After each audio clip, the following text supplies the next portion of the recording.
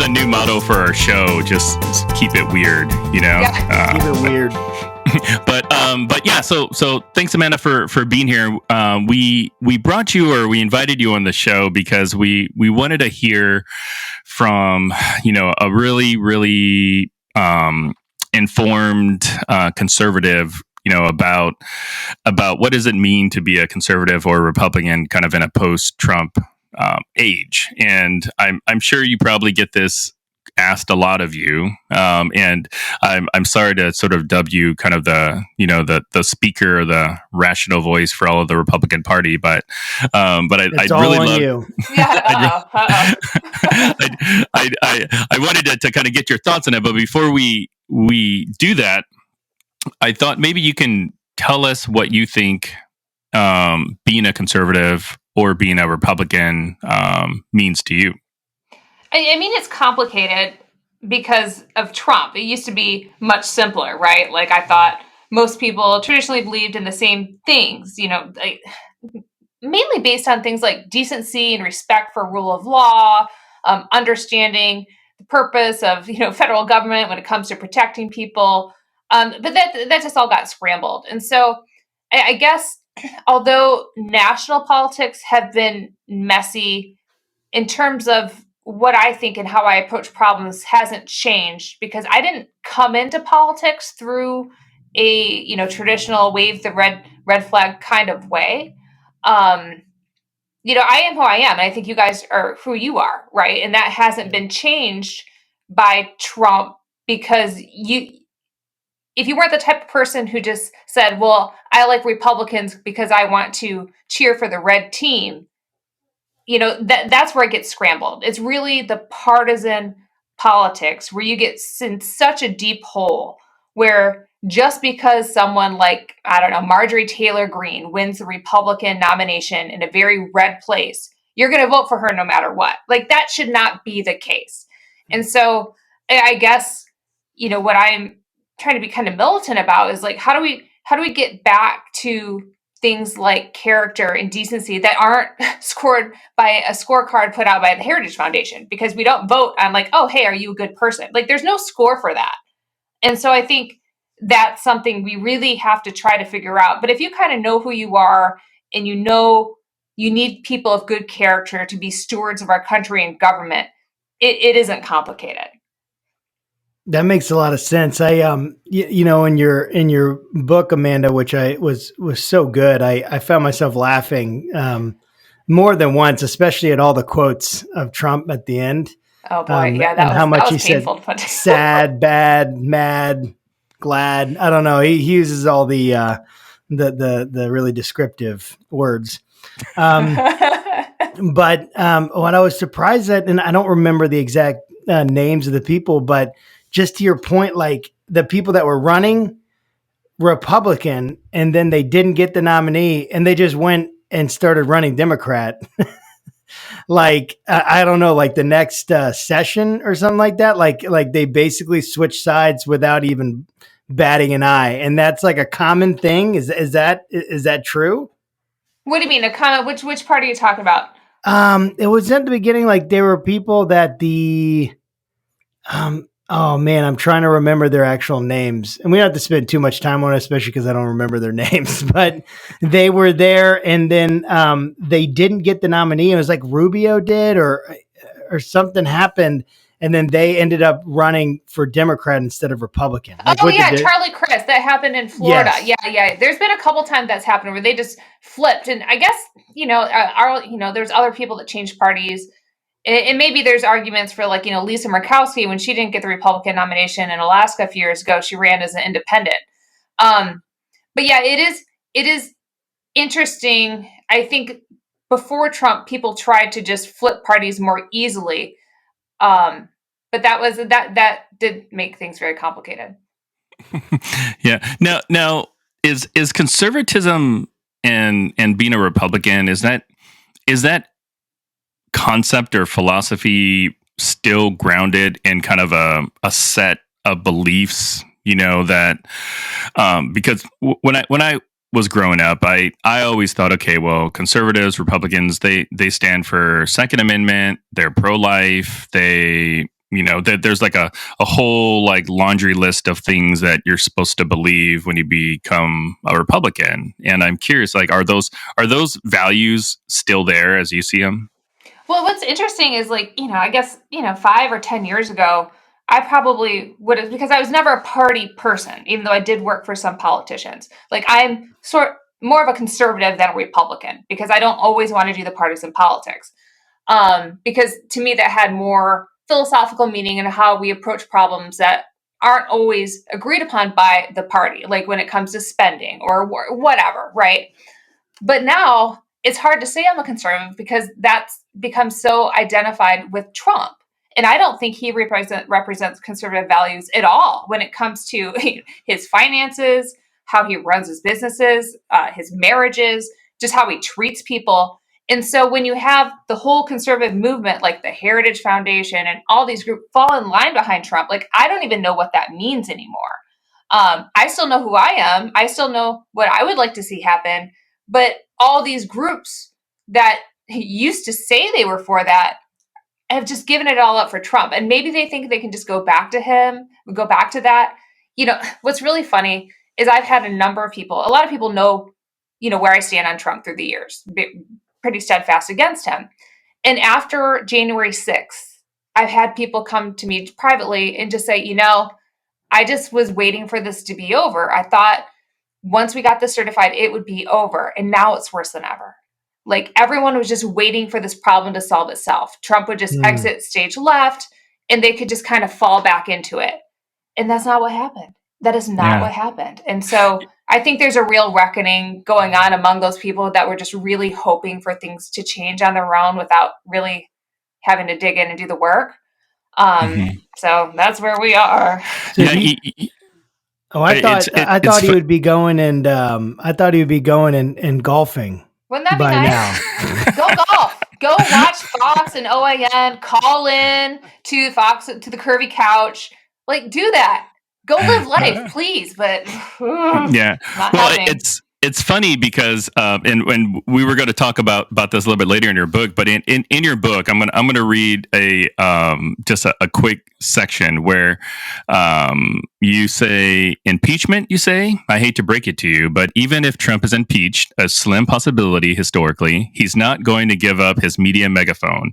Doesn't matter if he's impeached, if he's censured, or if he loses his 2020 re-election in a landslide. He's not going to go away. And I just thought that, like, how did you predict that? I mean, like, that book came out in 2018, but I started writing it at the Democratic convention. That's amazing. It's funny. I pitched it because I was like, Gaslighting America, and this will just be the story about how Trump blew himself up and blew up the Republican Party, but Hillary Clinton will win, it'll be fine. And I've had a couple of meetings with publishers, and they're just like, nah, Trump is going to go away. Like, this book, like, we don't need to do a book like this. I'm like, okay, well, I put down my outline, I'll just put it on the shelf. And then the publisher came back after he won and was like, do you still think you might have a point? I'm like, yes, actually. Yes. Duh. More than ever. So in your book, you call it Gaslighting America. And I just think this is so, I mean, because we're going to talk about the conservatism and the book. They all mix together. What is gaslighting? So when I first read it, I didn't even know what gaslighting was. I had to look it up. I just thought, what does it mean? Just like lighting gas or like burning someone? What are you talking about? So what is Gaslighting America? And then you have a process in there. And I want to give like people like maybe like whet their appetite a little bit to read the book because I think it's worth reading. So the basic premise, like what is gaslighting? And how did Trump do it?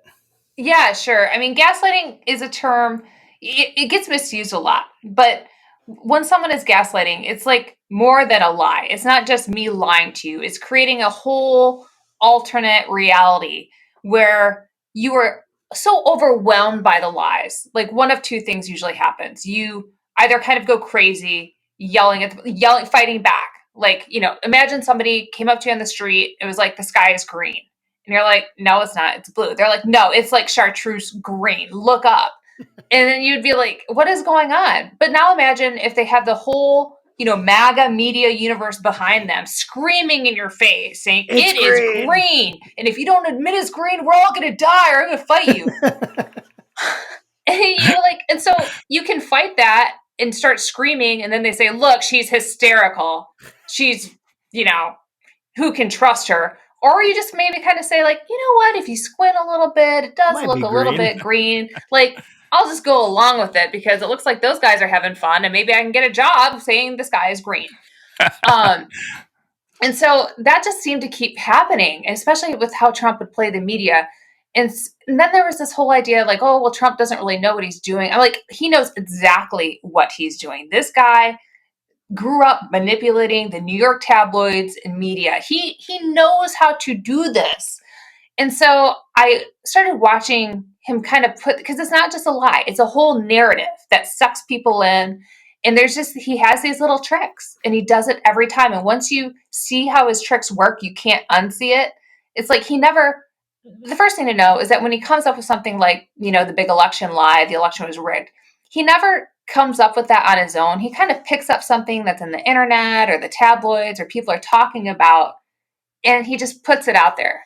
Oh, people are saying you should really look into this. Stakes the claim. And then so he gets that going.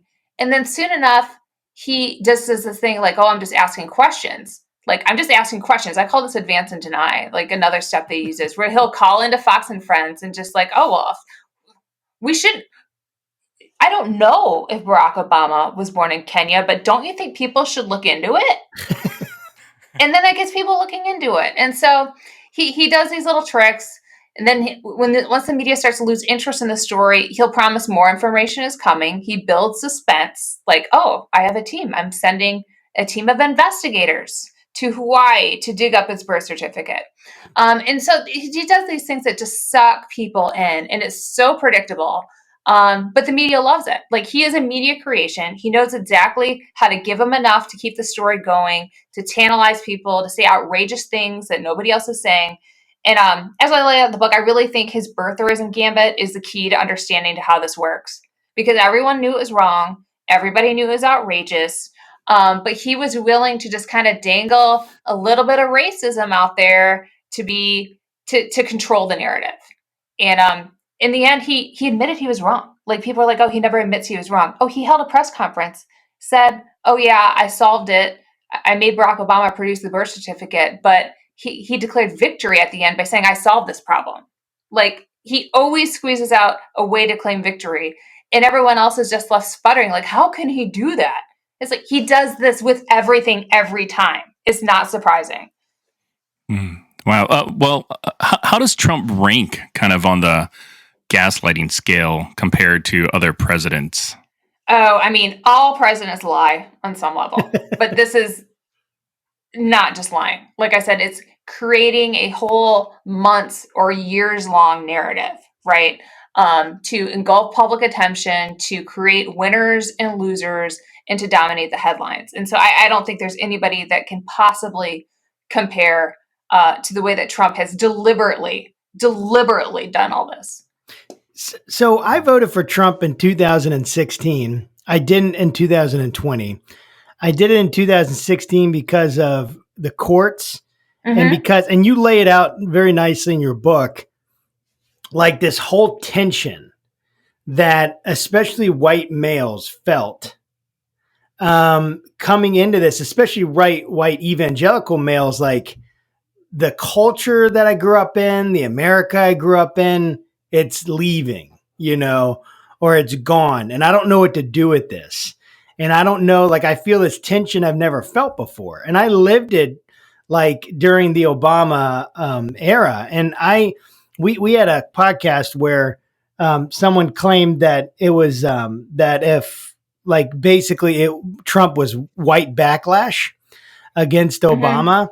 And I was like, well, if we had a Republican presidential candidate that was African-American and share my values, I for sure would vote for them because they share my values. But I felt this tension during the Obama era. What do you mean? You felt like something was building that was legitimate or not legitimate, or you didn't know? What I mean is, like, I felt this I felt like my values were under attack. Mm-hmm. That's what I felt like during the 8 years. Like so many things that I held on to and assumed like they were just like leaving, like in like with things like same sex marriage and like their classical like conservative hot button issues right now, same sex marriage, abortion, those two things, the transgender issues, all those stuff. Like it felt like everything, and I was just feeling like in this confusion. And then I'm like, well, I see that presidents actually have a lot of influence and they can appoint Supreme Court justices. So I'm going to vote for Trump. And so I voted for Trump. I didn't like him from the beginning. I couldn't believe that he was even there. And you just so beautifully laid it out that there's this issue that Trump came in and he came into a vacuum and he took it over and he created this reality. And so like I couldn't even believe the stuff that he would say. But like, so you really think like it's almost like he's an evil genius. Maybe I shouldn't say that evil, like, or genius. Well, he's not using a lot of his power for good. I mean, you got your judges, so, everybody got the judge. But this was the trade-off, right? And I think in 2016, he played the evangelical community. I mean, straight up. I mean, how he got the endorsement from Jerry Falwell, which, looking back on how that went down, there's a lot of questions, right? I don't even want to get into it. Mm-hmm.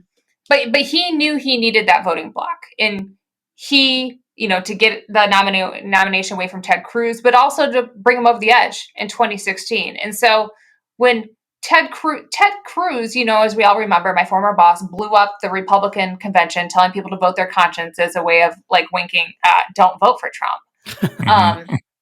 But the way that he eventually came around was by getting Trump to commit to a list of judges that he would support to the Supreme Court. And so that was a permission slip. That was the permission slip for, a lot of FedSoc types, evangelical leaders to say, okay, we disagree with Trump. We don't know if we can trust him, but if he picks from this list, if we can get something out of this, we're going to go along with it. And, politics is transactional. I can't sort of disagree with that call because I did not vote for Trump. But at that point, there was the hope that, okay, even if he does win, we can get enough people around him to guide him and insulate him. I didn't think that was likely, but you had to kind of like hope that would be true. Yes. Right. And it's incredible that it wasn't. I mean, he's had so many, people like Jim Mattis, people who put their feelings aside and I think worked in a hellacious workplace. So I give people a pass in the first year. Just, you got to try to help the guy. But after that, the writing was on the wall. Wow. Now the Republican Party, I keep hearing that the Republican Party is now, the party of Trump. And I've heard it from a bunch of different, high-ranking folks. And I'm curious, like, is that a designation that Republicans should accept? And if not, how does the GOP regain a status, as a party affiliated with conservative principles, and maybe as a follow-on, who bears the responsibility to take the party back from Trump? Is it McCarthy, McConnell, Romney, Cheney? Like who's the person to do that? All those people can play a role, but this is going to be a long deal. This isn't something that's going to change by the midterms. I see a 10-year horizon. I don't want to get anybody depressed.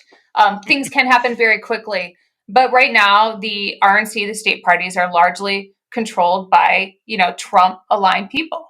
And you kind of see this like lost cause phenomenon happening, where instead of looking at what happened, losing the House, the Senate, the White House, 60 some court cases in a row, they're doubling down and just kind of going on with this mythology of Trump that, the South, the Trump will rise again.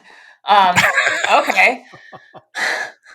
But at the same time, I am a little bit hopeful because I am hopeful. You have to be, because I see cracks. Like, okay, if we rewound the tape 6 months ago, people didn't think Trump would be defeated. Like, it was very close. Joe Biden had to play things pretty much perfectly. It was unthinkable that Republicans would lose 2 Senate seats in Georgia, right? Together on the same day. That's kind of crazy town. And so now what I see, Donald Trump is going to be freezing the field. Who's going to run against him for the Republican nomination? If you are in the so-called Trump lane, you're a Pompeo, a Pence, a Cruz, a Hawley, you're not going to run. You're not going to declare your campaign until Trump says he's out. And that man is not saying he's out unless he goes to jail. So, okay, all you boys, Nikki Haley, Kristi Noem, you can sit and wait on Trump. Have fun with that. So maybe a new coalition is built. Maybe a new coalition will be built. And I see people who are willing to test that proposition. Somebody like Adam Kinzinger, who is going out, raising his own money, because we've got to get out of the structure they've built. We've got to get out of this Trump coalition where it's based on rural white men and just juicing the vote in rural areas and not even trying to compete in cities and suburbs. Like, that is not a winning model.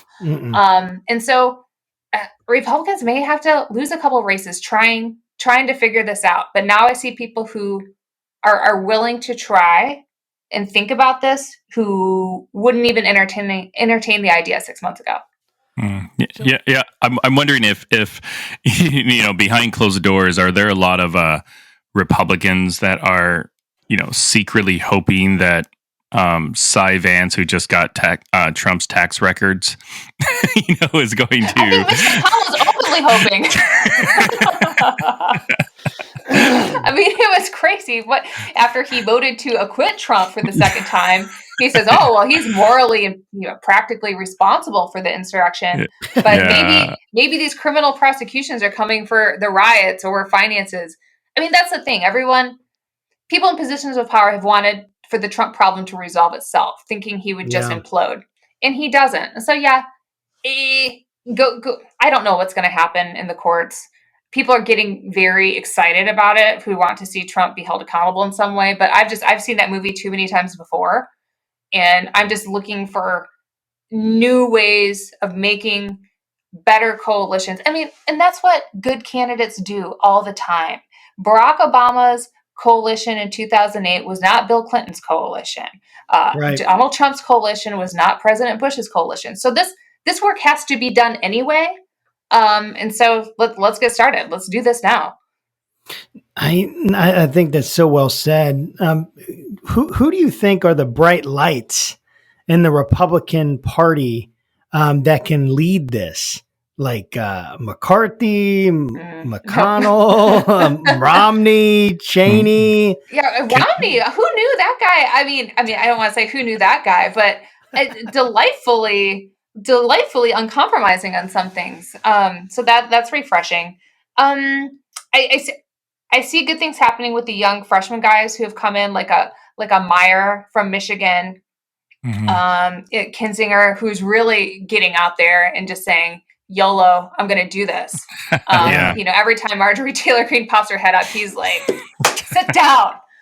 So that's great. And Liz Cheney, she has got a stiff backbone. I'm watching her in that press conference with McCarthy the other day, where they put the question to McCarthy about should Trump speak at CPAC, and he's like, "Oh, of course, rah rah, love Trump." And then they asked Liz Cheney, and she's just like, "It's a free country. Go speak at CPAC, but you shouldn't be leader of the party." Bam! I mean, and she didn't flinch. She did not, and that's kind of what that's what people need to do. She's getting a lot of kudos for being courageous, but it ain't that hard. It's not that hard. And by the way, people carrying Trump flags invaded your workplace and tried to kill people. So maybe you need to find your backbone. And she found it. So, and leaders have a way of finding followers, and we'll see what happens. Yeah, that's interesting. Yeah, I saw that. And I joke with a lot of my friends, that people should really be afraid if her father starts inviting people to go hunting, like you should don't go. It's not going to end how you think it is. So the, in your book, you you mentioned something that I want to ask you about, and if I'm being honest, I've kind of been waiting to ask you this for a long time. No, go ahead. You mentioned something. This has to do with the episode where the Trump campaign actually gaslit yourself. Yeah. Yeah. And you want to talk about the worst moment of my life? Yeah. No, it's in the book. Don't feel bad. It's out there. Okay. Well, we won't necessarily get into all the details, and maybe that'll just be the teaser for people to buy the book so they kind of know what we're talking about. Get the juicy details. But in it, you wrote something about your friend who sent you like a set of psalms to I believe her name was Brooke Basak. Basak, yeah, it's a hard name. Yeah, she was our legislative director, a wonderful, wonderful woman. Yeah, and you wrote while I was still standing in my walk-in closet, she messaged me a pair of psalms. I sat down quietly and reflected on them both before rising again. Then, trying my best to put my faith in God and reminding myself that He is control, but dreading every second of what was to come. I was curious, what were those psalms that she sent you? Yeah, I went and it was Psalm 62. About Lord being my rock and my salvation, and I shall not be disturbed at all. And I just kind of knew I had to go through this interview to explain something I never did, never happened, how the Trump campaign was saying horrible things about me on national TV. It's not something I ever wanted to do, but I was in this position where I was not in control of these events. I was being smeared. My reputation was contingent on other people who knew me sticking up for me. Like I couldn't do anything about this. Like it was all made up, but I had to kind of center myself and just say, I'm not going to be disturbed. I know I'm clear. I know I'm good. And I'm just going to walk this path. And, I shall not be disturbed at all. And so that really, really centered me. And the other one was, 59 about being delivered from enemies, which I think she gave me to rile me up a little bit and give me the fortitude that I needed to drive that drive. And walk through the CNN studios with everybody looking at me, asking me what was wrong. And, did I need a divorce lawyer, which I most certainly did not. So yeah, that was a moment. I mean, she was a woman of faith. A lot of us in the Cruz office were people of faith, and she kind of knew just what to say without prying, but just saying, you got this. Just grit your teeth, get through it. God's got this for you. We got this for you. Do what you need to do, and don't worry about saying everything perfectly if you just speak your truth.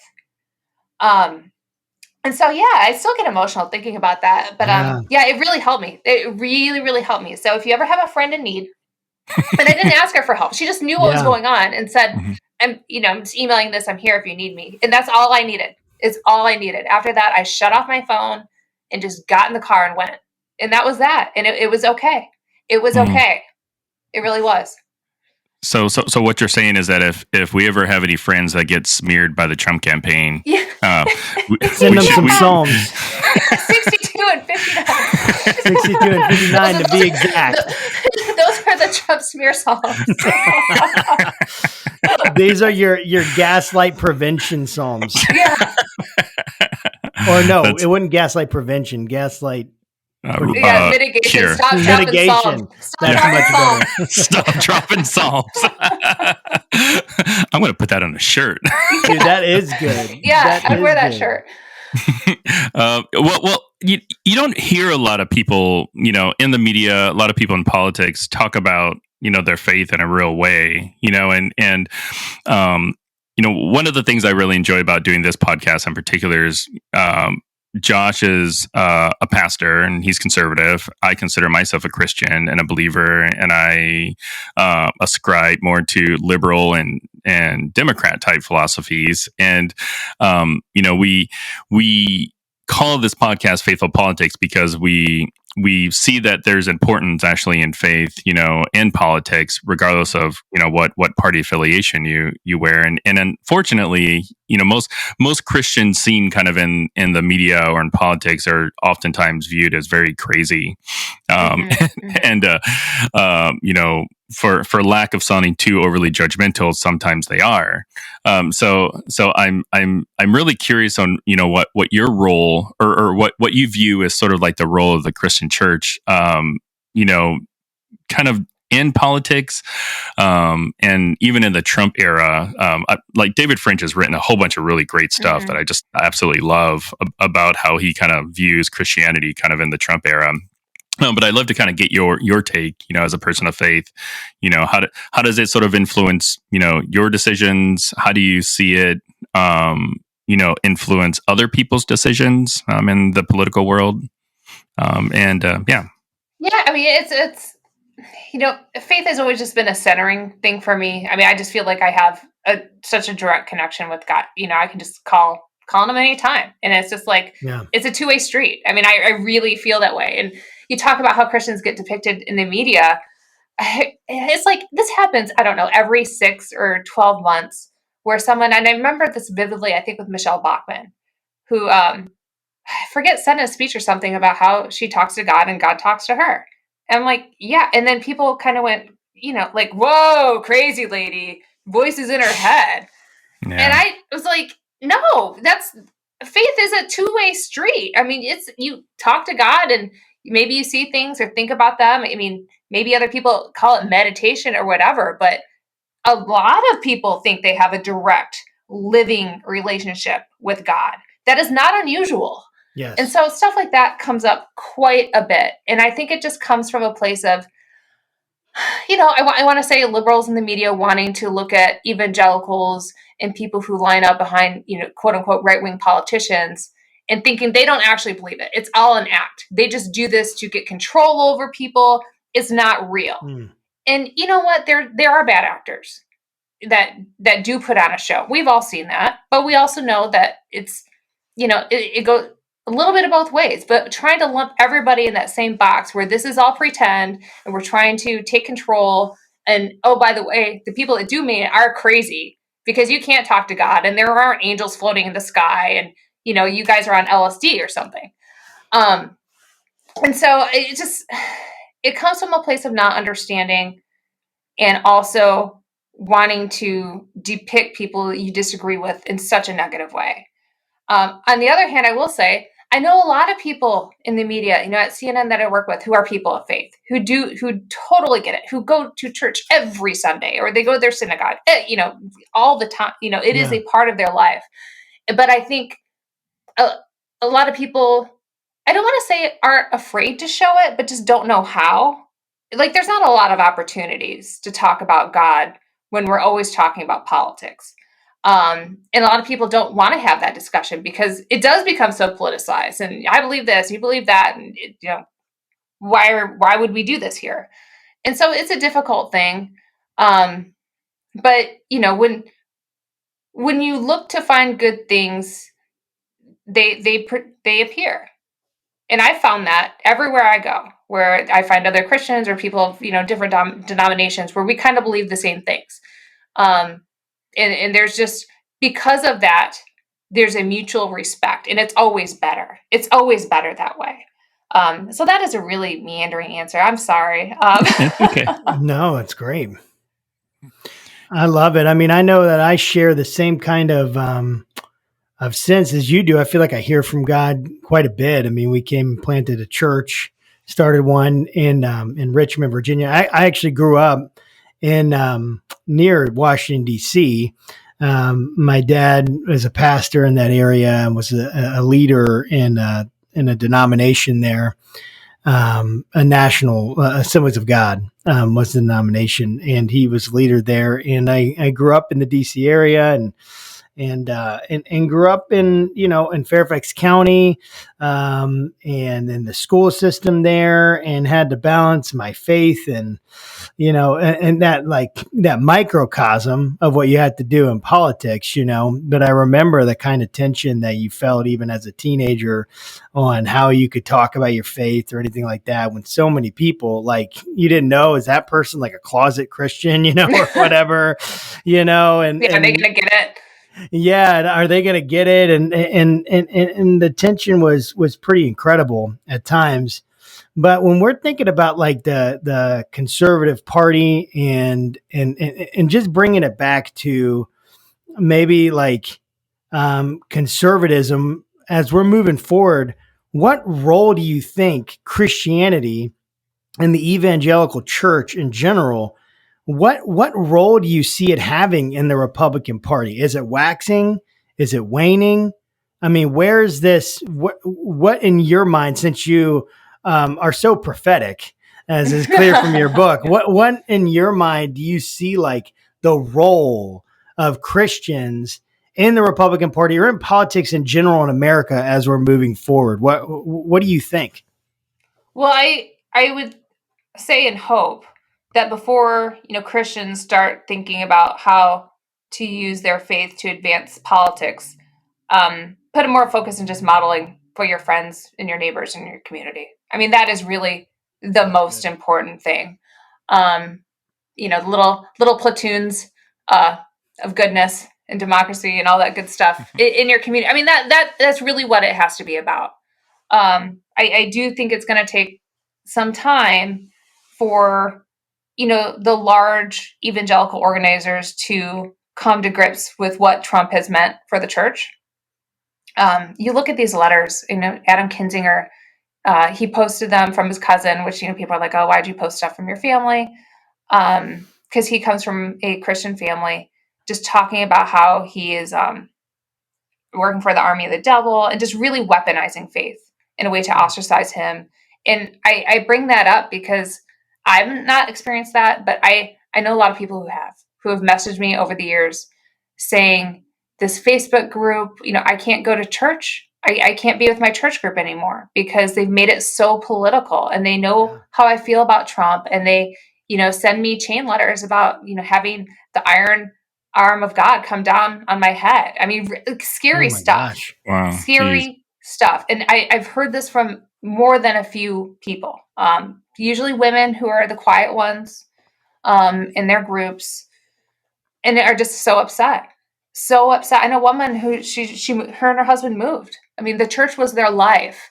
And they left Virginia and went to South Carolina. And she said, we have, grandson or something down there, but that's not why she moved. They could have driven down, but because those relationships were destroyed. And there was this, I think that's something that's been happening on a broader scale. And I think that's why Adam put those letters out, because it's not just him. Okay. And I'm not saying that's all the churches by any means, but it's something that happened. And so I don't know the best way to rectify that, because it's something that's happened very quietly. I mean, even in Virginia 10, I don't know if you guys know Denver Riggleman. He used to be the congressman. They're sort of by Liberty University. And he officiated a same-sex marriage, which got him in trouble with a lot of the church groups there. But it wasn't about that. It became like, this pedophile cabal thing, letters again. It's really, I've seen it. Tough stuff coming from church groups in those areas. And he didn't know how to deal with it. Now he's doing a lot of stuff dealing with misinformation. But that's something to track. And it's worrisome, because not only is it, bad for communities, it drives out good people who want to be a part of the church, but are just so uncomfortable by that kind of thing. I mean, I totally agree. So I felt like God asked me to do a podcast. I'm one of those weirdos who thinks that sometime.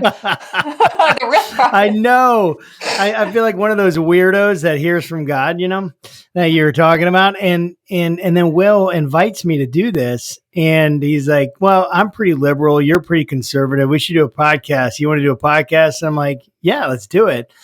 And I literally, so we had to raise support for coming here and planting, like financial support. And I literally was afraid at times to say, I actually said that Jesus would vote for Trump, like in a very kidding way. And that really offended some people. and other people like loved it because Will asked me who Jesus would vote for. Okay, well, you asked the question. Would you think you're gonna get? Yeah, exactly. So, but I remember feeling like, oh my gosh, like I'm gonna lose people on my support team because I'm not praising Trump. Oh right, yeah. Like I literally felt that, like deep tension. Like, if I say this is like, if I really say what I think, am I just gonna lose people? Like, how is this gonna affect me? Yeah. And I felt that tension that you're talking about. It's so real, and so many people are feeling it. Yeah, it's too bad, but I hope there can be healing, because I have to. Yeah. Now, have you ever read the book, The Bible and the Ballot by Tremper Longman? No, I haven't. Yeah, It sounds interesting. it's extremely. I mean, it's extremely insightful. We had him on the show just a couple weeks ago, I think, because we're in March. We're doing a series called March for Life, where we're looking at a couple different issues from various perspectives, like abortion and death penalty, and so on and so forth. Uh-huh. So he wrote a section in there about abortion, and we were interviewing him just about, like, how he kind of reached some of the conclusions, and I'll be honest, this is a bit of a preview because we haven't released it yet, but his perception about the Bible's stance on various issues, specifically with abortion, is that the Bible's not clear. He also does Bible translations. I forgot for which version. And he said, the Bible, uses hyperbole in a lot of different situations, and I wouldn't say misleads, but just doesn't necessarily make it very black and white for some issues, with the exception of being saved. He argues that the Bible's very clear about what you need to do for salvation. But on all these other sort of issues that pertain to, politics, whether it's abortion or immigration or poverty, that there isn't necessarily like a direct nexus to a Bible verse that you could say, aha, there it is. And I just thought that was really sort of fascinating, and I would encourage anybody that's a believer and is into politics to read it, because it's really kind of transformed my sort of vision as far as where I stand as a Christian in kind of this political world. Because I mean, he even said something that I'll never forget, where he talks about religious freedom, and you would think, okay, this is like an Old Testament biblical scholar, so his section about religious freedom is just going to be on point. He's going to blast, like people, and he's the like, libs, no, the libs, yeah, he's going to own the libs. Own the libs. That's right. Yeah, don't get me in trouble for that one. but what he says is, like we don't need, like, Christianity doesn't need religious freedom to thrive. As a matter of fact, like, it's not even biblical. He says, in the early Christian days, they were living under severe persecution, and the faith like thrived. And so he argues that there's this misconception that we don't really need religious freedom.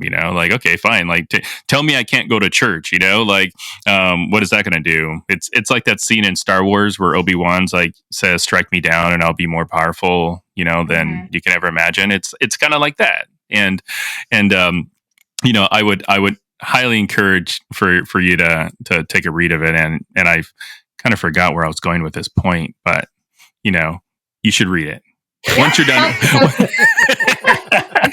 That sounds good. Yeah. So the you said you used to work for Ted Cruz, and I'm curious on, like, and was it Dement you used to work for? Correct. South Carolina senator. Yeah. Yeah. How did you get into kind of like the communications world? Is that something that you growing up, you always knew that you wanted to be a communications advisor for? No, not at all. No.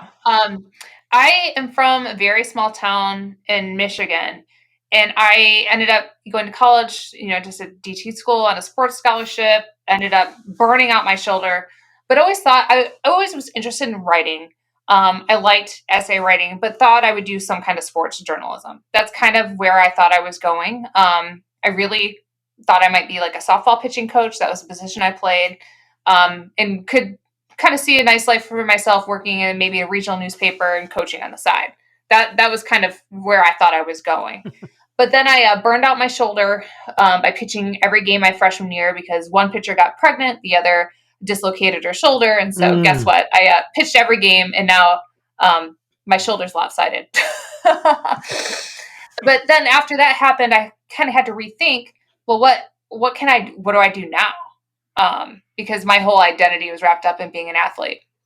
Yeah. And I had a teacher once kind of tell me, like, you should check out a debate team, but my school didn't have it.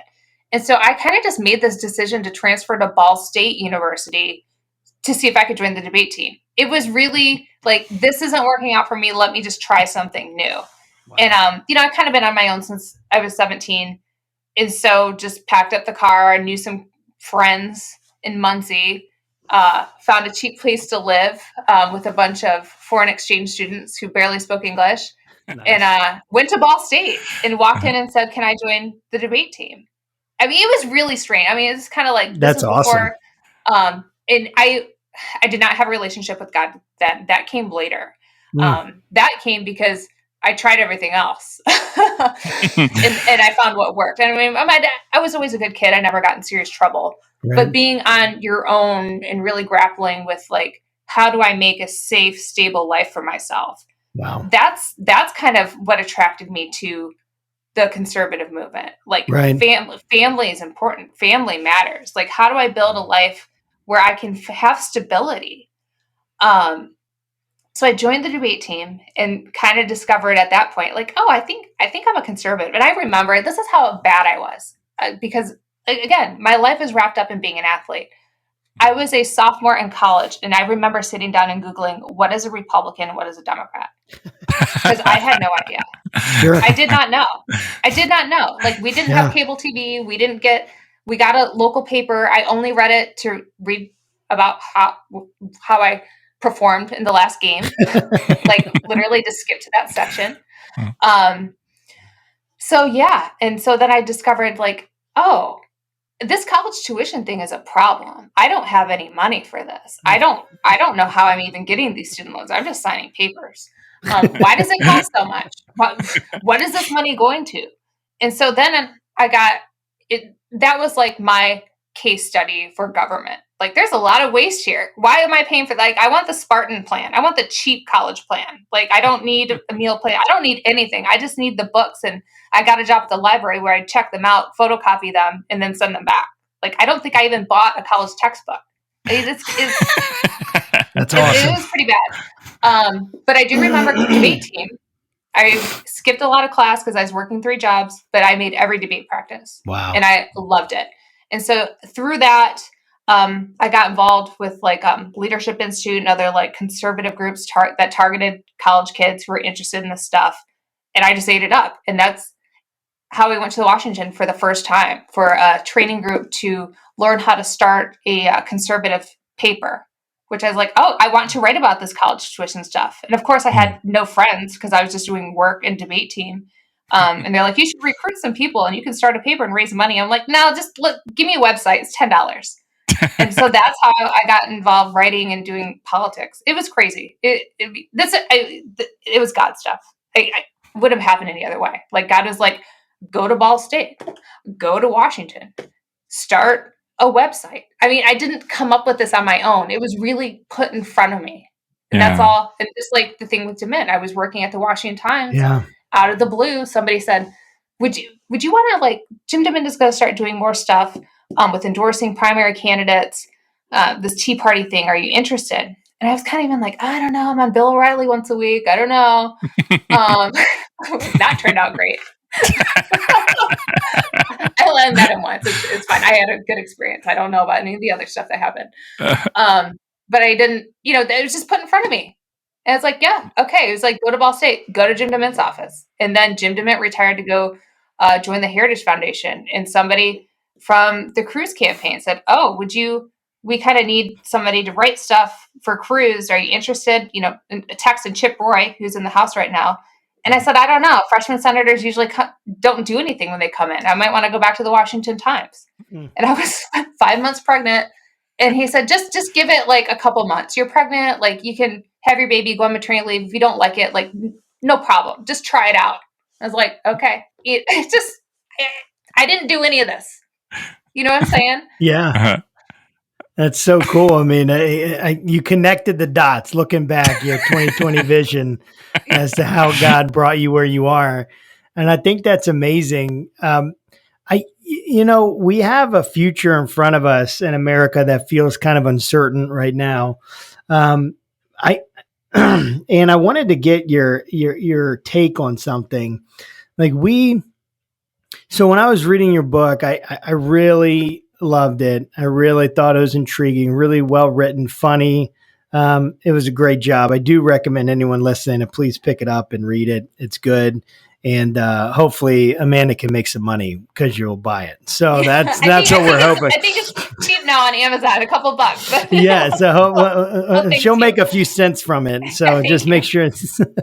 But my question is so we have this whole system that obviously, I mean, I think you make a compelling case that Trump did of this gaslighting. What do we do in the future as voters to recognize when we're being gaslit by a candidate? And what do we do to kind of protect ourselves? What are you planning to do? I mean, you here, should we just listen to you on CNN every day and then we'll figure it out? I mean, what should we do? What should Will and I do and people listening to protect ourselves or to be informed as we're moving forward? Yeah, I mean, I guess you can't stop people from lying. No one's going to stop people from being bad actors in politics, in the media, but you have to know where your lines are.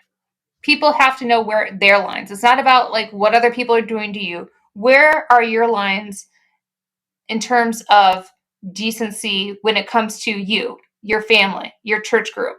And how can you get people to understand why those lines are important? There's a reason why the subtitle of my book is Why We Love It When Trump Lies to Us. Because a lot of people did understand he was lying, but they liked it. They liked it because it served their purposes.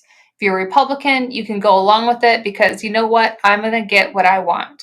I understand that politics is transactional, but there is a point. There is a breaking point. And I think the breaking point we should all agree on right now is when it comes to our elections. You can't lie about elections. There's a reason why January 6th is an important date. We need to have a peaceful transfer of power when someone loses. That is, if we don't have that anymore, we don't have anything. Like, we can't argue about immigration, abortion, taxes, spending, when we can't agree on who is in charge. When people start storming, like, you don't have that, you have nothing else. And so, I want people to watch Republicans in office now. And these are the tells. Do they acknowledge Donald Trump as a former president? Or are they still calling him President Trump, 45? Because you look at these press releases from people like even Marco Rubio, the 45th president, Donald Trump. They will not say the former president. That is a problem. That is a problem for good guys like Marco Rubio because they're still playing the game. Second test. Do they believe the election was fair and Joe Biden is the rightful winner? Because right now there are all kinds, I used to think that the charges from Democrats and Republicans are just about voter suppression and blah, blah, blah were fake. I think it's real now. I very much think it's real because there's all kinds of state actors trying to restrict voting based on Trump's election lie. Trump said the election was rigged. So, okay, I don't want to have absentee balloting anymore. Why? It actually works great. It works really good. There's states that have drop boxes. You get it sent to your house. You take it to, official government office. You drop it off. They look at you. Why are we making voting hard? I question anyone that makes voting harder without any evidence. I like photo ID laws. Those are great. But saying that everyone has to go stand in line on a certain day between the hours of 8 and 5 is not good. That is not good. We shouldn't be afraid of people voting. And so I want to make it safe and secure. That's great. But even in Georgia where they had expanded absentee balloting, right? They had times early voting where you could come in. They counted those dang votes 3 times over. They counted them every which way possible. They found nothing. The only thing that Brad Raffensperger and Brian Kemp did was their dang job to vote, to count the votes and certify it. And most of the Republican Party, led by Donald Trump, put the mob against them. Like, I have a huge problem with that. And so that for me is everything going into 2022 and beyond. Are we gonna get people to vote in a safe and secure way, or are people going to restrict voting based on a big dang lie? So that's yay. That's awesome. Well, and it's really helpful. Yeah. Amanda, the last question I have for you is what's next for you? Like, are you going to write another book called "I Told You So"? No. Or it's just the same book with bigger font. The prophetess. I don't know. Like I said, this has been a choose your own adventure for me. I don't have a lot. I don't have any plans. I'm working at CNN. People have contracts there for 1 or 2 years. Nothing in media is guaranteed. Nothing in media and politics is guaranteed. And so I'm writing for the Bulwark, which keeps me busy. But I'm always looking for ways I can be helpful. And so I just try to, let God do the work and do my best along the way. That's my plan. Yeah, sounds like a great plan. It does sound like a great plan. And I want to just thank you again for spending the time with Josh and myself. It really means a lot. I think our listeners are really gonna benefit from your perspective. They should buy the book. You've given us a lot to think about, especially with regard to the Republican Party and being a conservative. Did you have any final words, Josh? No, thank you. I mean, I do. Thank you. All right. Well, thanks, guys. It was a pleasure. I'm glad you reached out. I could just tell it was going to be a good thing based on the thoughtful email you guys sent. So I appreciate getting to know you. Same here. Awesome. Yeah, and we'd love to have you back sometime. Sounds good. All right. Thanks. Bye-bye, guys. Okay. Bye.